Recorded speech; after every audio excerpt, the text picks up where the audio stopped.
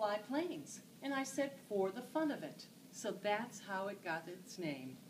Now, GP, of course, was a great promoter and really knew how to sell books. And so he knew that if I kept my name and my photograph in the news all the time, that we would sell quite a few books. And so he had me break all kinds of records. First of all, I was the first person to fly from Oakland, California to Texas, the first person to fly from Oakland, California to Mexico, and I was the first person to fly from Oakland, California to Hawaii, which made me the first person to fly across the Pacific Ocean. I also did all kinds of things to get my name in the paper. I christened Rolls Royces and I christened ships, and I represented over 100 different products in advertising. Even Lucky Strike cigarettes, and I had never smoked a cigarette in my entire life. I designed my own line of clothing, and these were all dresses. I only wore pants when I would fly my plane. I had my own line of luggage, and this became very, very popular. I also entered the Women's Air Derby, which was a race from Oakland, California to Cleveland, Ohio. And people came to Cleveland from all over the entire country just to see me because I was the most famous person that was going to fly there. But as it turned out, I wasn't the best pilot. I actually came in third. Now, after a while, I told GP that I was so tired all the time from doing all of this promoting, and I thought that maybe if I did one big last flight, I could write a book about it, and we could have a normal marriage and a normal life for once. Now, he agreed with me, but he had no idea what I had up my sleeve. So without telling GP, I decided to hold a press conference. And at this press conference, I had a map of the world behind me, and I told everyone there that what I wanted to do was to fly around the world at the equator.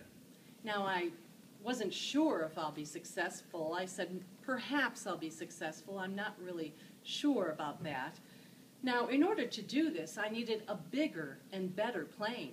The plane that I had was a Lockheed Vega, and the plane that I needed was a Lockheed Electra. Now, in order to get a Lockheed Electra, we needed $80,000, and we didn't have $80,000. So when GP finally heard about this, he got on the phone and he called everyone he could think of, every businessman, and everyone just laughed and slammed the phone down. Until one day, I was giving one of my lectures at Purdue University in Indiana, and there was a little reception afterwards, and I told the president of Purdue that I needed $80,000 for my plane. Well, he told me that Purdue would be glad to buy my plane, as long as I agreed to be a women's aviation instructor and an advisor to women there. And so I did. And when I finally got my plane, it was just so complicated and so different from every plane I have ever flown. And so GP decided to hire some experts to help me along. First of all, he hired an expert to teach me the Morse code. Now, I thought this was a waste of time. I had never needed to learn the Morse code. And then he decided to hire an expert to teach me about the two-way radio.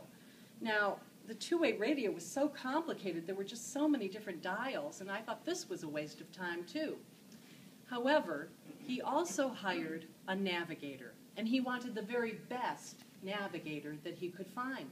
Now, the very best navigator was a man named Fred Noonan. Now, not only was he the best, but he was also the cheapest. You see, Fred Noonan had been fired from every job he ever had as a navigator because, like so many other men I had known in my lifetime, Fred Noonan was also an alcoholic. But he was the best, and so we hired him. Now, when the expert tried to teach me about the Morse code, dot, dot, dash, dash, I thought this was so boring. I just fired him, and I said, there's no way I'll ever need that. And then when the expert tried to teach me about the two-way radio, it was just so complicated, and I just didn't understand which dials to turn. And so he just quit, and he said, there's no way you'll ever be successful on this flight. And so, of course, I was very stubborn, and I didn't pay attention. Now, we decided to take off from my very favorite airport, Oakland Airport, and everything went fine. And we decided to go down to Hawaii to refuel. And the next day, we took off, and we got to the end of the runway, and we crashed. Now, right away, I put the kill switch on so that the gas tank wouldn't explode. And we got out of the plane, and we ran down the runway, and so we weren't hurt at all. But the plane was very badly damaged. And so it took about 3 months after we had it shipped back to California to be repaired. Now, during that time, GP kept saying, you really don't have to go through with this. And I said, of course I do. I already made the announcement.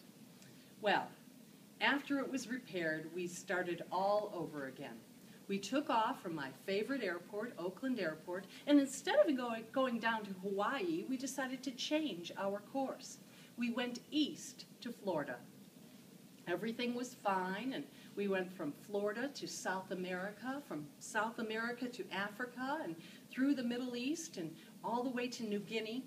And every night, I would write a manuscript, and I would have it shipped back to GP in case there was a problem. Now, you see, I made a few other mistakes along the way. First of all, I never packed a parachute, and I never packed a life raft. I thought that those things would weigh down the plane, and I wanted more fuel instead. And on that particular flight, I never wore my elephant hair bracelet that I had always worn on every flight for good luck. It was sitting on my dresser at home. Now, the last place that we were to land in was a small island called Howland Island. Now, Howland Island is only 1 mile wide and 1 mile long, and so everyone told me that I wouldn't be able to see it from the air. Now, I had always been able to see every island from the air, and so I didn't pay any attention to this. Now, Howland Island is situated right on the equator, right between Hawaii and the Philippines, very close to Japan. And so Japan was a problem because we were having a lot of problems with Japan. And so the Navy was very concerned about this. So they decided to send a ship called the Itasca to guide me along to Howland Island. Well, nobody told anyone in the Navy that I didn't know how to work the two-way radio. And so when we were in the vicinity where Howland Island was supposed to be, I couldn't find it. And so I kept playing with all the different dials, and I kept saying, come in, Itasca, come in, Itasca. We cannot see you, we cannot hear you. And this went on for hours. What had happened was the Itasca could hear my voice, but I couldn't hear theirs. Now, after a while, a light went on, and I could tell that we only had about a half hour of fuel left. And they could tell in my voice that I was crying. I never did find Howland Island. I was lost. It was 2 weeks before my 40th birthday. I wish I would have learned how to work that radio.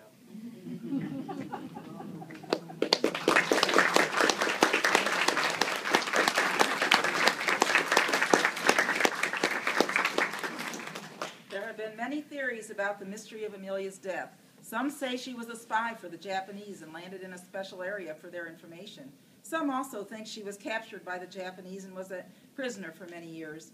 However, there was never any proof of what happened to Amelia.